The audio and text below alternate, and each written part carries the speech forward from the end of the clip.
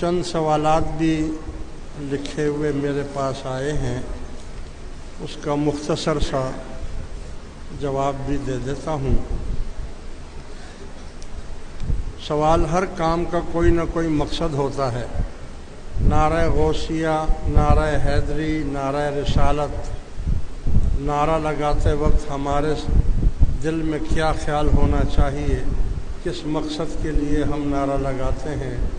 کسی مولوی صاحب سے سنا کہ خلیفہ چہارم کا نعرہ لگایا جاتا ہے، خلیفہ اول کا نعرہ کوئی نہیں لگاتا، حالانکہ پہلا نمبر ان کا ہے۔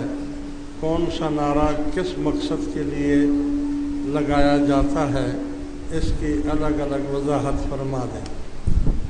پہلی بات تو یہ ہے کہ نعرہ تکبیر اور نعرہ رسالت یہ صرف عشق اور محبت کے لیے لگایا جاتا ہے، اس میں اور کوئی مقصد نہیں ہوتا۔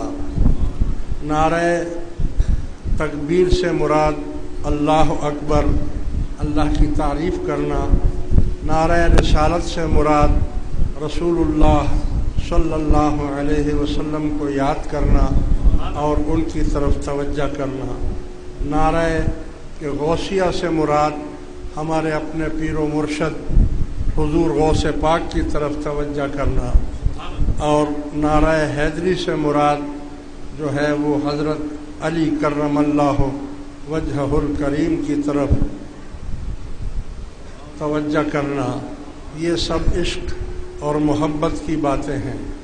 دوسری بات جو انہوں نے لکھا ہے کہ خلیفہ اول کا نعرہ کیوں نہیں لگایا جاتا ہے، تو ہمارے سنیوں کا ایک نعرہ یہ بھی ہے کہ نعرہ خلافت حق چار یار، یہ بھی لگانا چاہیے۔